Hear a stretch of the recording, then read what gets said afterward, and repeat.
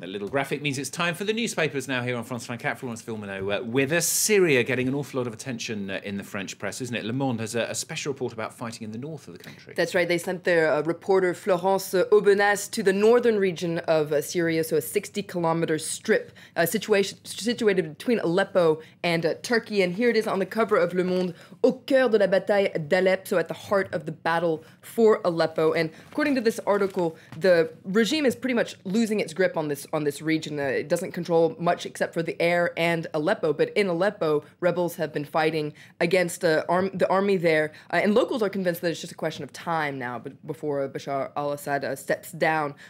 So the article describes the fighting, but it also describes what it calls a return to normal life in areas that have been, quote, freed from the rebels. Now, Syria is also getting a lot of attention, this time on the plight of refugees, and on the cover of La Croix, the Christian newspaper here. So l'exil des Syriens, the Syrian exile. So these are civilians and soldiers that are fleeing the fighting to neighboring countries like Turkey, Jordan, and Iraq. And according to La Croix, the Syrian chaos is more and more of an issue, a concern for the international community. And the diplomatic angle is still in a lot of the papers. You picked something out from Le Figaro. That's right. We've been seeing a lot of articles recently about what's going to happen next, what's going to happen in the post-Assad era. And according to this article in Le Figaro, Europe is putting a lot of pressure on the rebels to get along. And according to this article, the warning is discreet, but European officials are starting to lose their patience. Yesterday, for instance, EU officials asked the rebels and opposition figures to finally agree on a temporary political direction to take the country. And now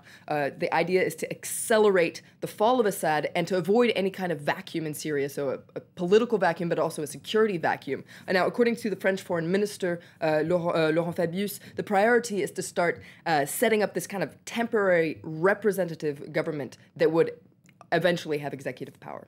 Now, from some French papers, this is a slightly different angle. They're focusing on certain Islamists who are keeping a watchful eye on how things play out in That's Syria. right, but we were talking about this vacuum, and it seems like some Islamists are hoping to fill it and rubbing their hands at the current unrest in Syria. Now, Le Parisien has a profile of one of them, Omar Bakri, who's a self-proclaimed Salafist jihadist, who's born in Syria, living in Lebanon right now, and he's been quite known for a while. He used to preach in London, preach holy war in London. Now, he dreams of seeing an Islamist spring in the wake of al-Assad. He wants Sunni Muslims to take over from Shiite Muslims, and he says the sleeping Sunni giant is slowly waking up, and he says that this instability is favorable for the spread of Islamist views. So, according to Le Parisien, he's saying out loud what a lot of people are fearing down low.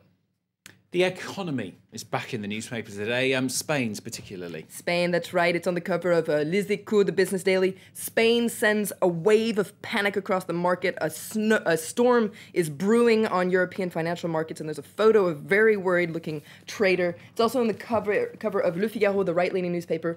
L'Espagne replonge, l'Europe tremble. So Spain falls again, Europe is trembling, it's raining bad news and emergency measures, according to Le Figaro. And speaking about the economy, the left-leaning newspaper Libération, they have France's, let's get his title properly, Recovery Minister, Arnaud Montebourg, is on the cover. It's quite an unusual title for Libération and for him as well. Yeah. And they say, à quoi sert Montebourg? It's, what is his job? What does he do? What's his He use? recovers. Exactly, he recovers. Now, Montebourg has been getting a lot of press for the last couple of weeks for talking tough and having very harsh words for a lot of very big, powerful people in France, including the Peugeot family for this PSA, of course, as we've been hearing, announced that it was going to lay off a bunch of workers, close a historic site. So Montebourg has been really up there having very tough words, battling, exactly. And according to Libération, they try to understand his strategy. And according to Libération, faced with so many redundancy plans and so many of France's big industries, he's trying to impose his style. He's once said that he's not the stock market minister. So according to Libération, he's talking tough, but ultimately this might marginalize him. Florence, thank you very much. Florence Filmonneau with the French newspaper review here on France 24. Stay with us.